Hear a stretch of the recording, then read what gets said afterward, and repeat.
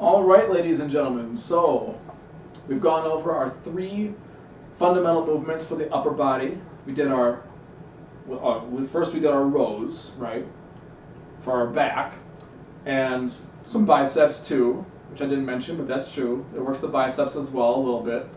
And then we did our upward press, which is mainly for our shoulders. A little bit of triceps, but mainly the shoulders, okay?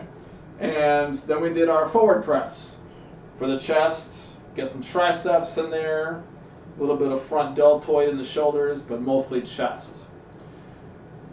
We're pointing downward a little lower than we were before because now we're going to be doing our lower body movements, the first of two, all right?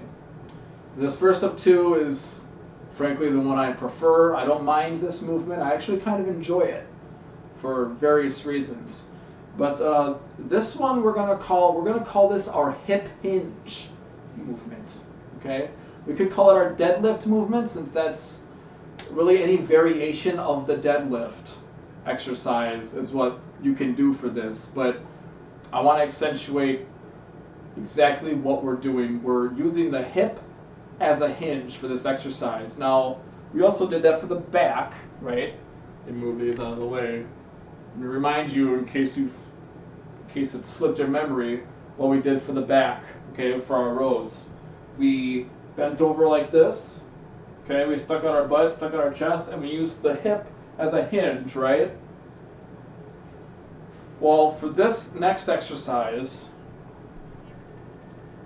we're using the hip as a hinge, but whereas we kept it in place during our back exercise, we didn't want to move it. Okay, when we're doing our rows, we don't want to move our hip.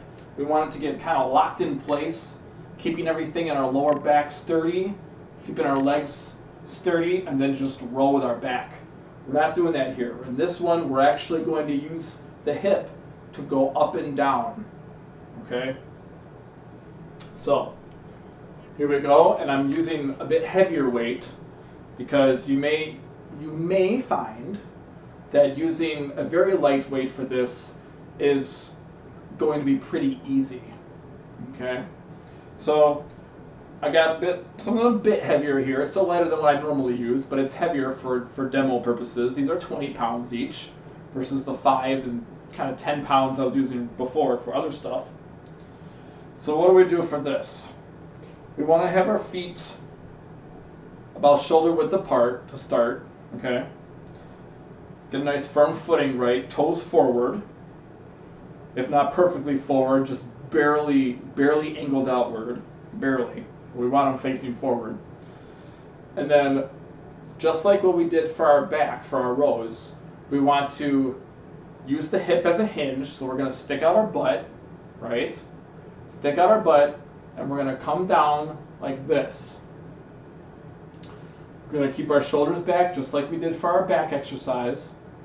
We're going to keep our shoulders back and away from our ears, and we're just going to lower like this. It's okay to bend your knees a bit, all right? But as you're going down, you're going to feel it in your hamstrings. That's the back of your legs, like the back of your thighs, okay? That's your hamstring muscle. You're going to feel it back there, and you also may feel it in your butt, okay, in your glutes, your glute muscles. So as you're coming down, get a nice good stretch, and then also using your hip as a hinge, we want to come right back up again, just like this. Okay, so we're going down. We want to breathe in, by the way, before we go down. So engage our core. Okay, that's kind of like tighten your ab muscles if you can as you're going down. And then as you come back up, breathe out. All the while using your hip as the hinge. You don't want to bend over, okay? That's asking for problems. Now here's the side shot. So same thing. Feet shoulder width apart. Roughly shoulder width apart. All right? Connected to the floor. And stick it on your chest. Shoulders back like this. We're going to bend our knees a little bit, and use the hip as a hinge. Keep that lower back nice and rigid. Stick out our butt, all right? Because the more we stick out our butt, the lower our upper body is going to go. That's just the way it has to go. That's how our bodies are made. So here we go. And notice when I get to the bottom, I'm like really trying to stick out my butt, okay? And then we come back up. Kind of thrust your hips. You can thrust your hips forward a little bit as you're coming back up, and then come back down again.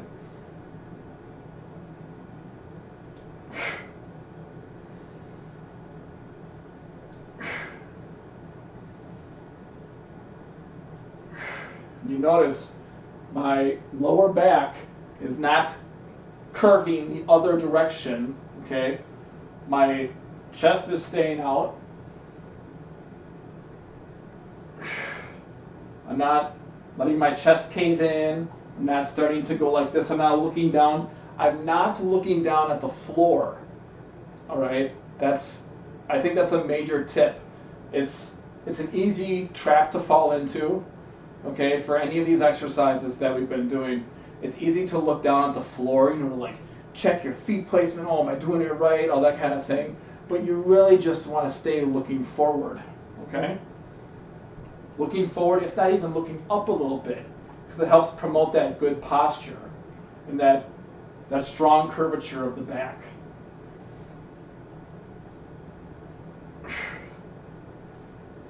So when I go down and come back up, I'm not lifting with my upper body, okay? I'm not thrusting with my shoulders. I'm not thrusting with my upper back or my arms or anything, okay? It's all in the hips. It's all in the hips. They go back, and they go forward. And as you go forward, you have to stand up. That's just the way it works. All right. So it's pretty straightforward. There, as I put them down, notice I'm squatting down to put them down. Okay, not bending over like this. Oh God, even just thinking about it makes me tense. It makes me scared. All right. Before we shut down this episode here, I want to offer my 2 cents. I want to suggest something, okay? Because we've been talking a lot about lower back safety and stability and such. This is an exercise not just for your legs. It's the deadlift in particular, okay? This hip hinge movement, it stimulates the entire I think it's called the posterior kinetic chain, okay? The posterior kinetic chain is basically just the entire backside of your body gets activated by this exercise. But it especially activates your hamstrings, the back of your legs and back of your thighs, okay? And your glutes and your spinal erectors back here. Now about your spinal erectors, about your lower back, this exercise, the deadlift, the hip hinge movement, will strengthen your lower back. And this, like, at the top of your glutes, your lower back right here, like nothing else, okay? Lower back injuries, extremely common.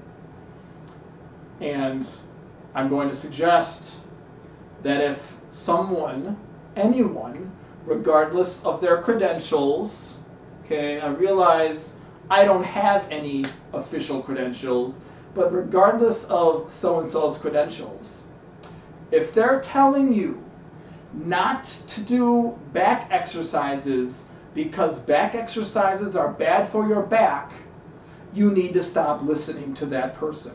I don't care who it is. Now, if you have some sort of personal problem, okay, you have an injury, okay, obviously, if you broke your hip, you're not going to be doing any hip hinge movements. If if there is something in particular about your body that prevents you from doing this exercise or any other exercise, it may be better for you to just skip that, try to find something else. Do what you can, okay? Do what you can for the betterment of your body. But don't just avoid the exercises altogether because someone tells you that they're bad. It's nonsense, okay? The reason people are hurting their lower back, the reason this is like the most common back injury is because they got a weak lower back. This isn't complicated. If you strengthen your back, you'll have fewer back problems. Period. The reason people are hurting themselves is that they're weak. That's the main reason. They're weak. What do you do to fix the problem? You strengthen your body. That's what you got to do. All right? So, again, if there's something particular about you that prevents you from doing this or any other exercise, then sure, that can apply to you. Okay? If your doctor says, or any other, health professional of any kind says, well, you've got this issue, so you should watch out for that. Hey, this may not be a good idea because you've got this, that's one thing. But if your doctor just looks at you and says, or chiropractor or whatever, okay? If your chiropractor says, those deadlifts and those other exercises like that, they put a lot of strain on your lower back. I wouldn't recommend that. No, screw that guy. Do some deadlifts, all right? It will only help you in the end. Extremely beneficial movement, extremely beneficial exercise. All right, so that's it for this one. The next and final video will be, it's coming. It's coming. All right, thanks for watching. I'll see you in video number 5.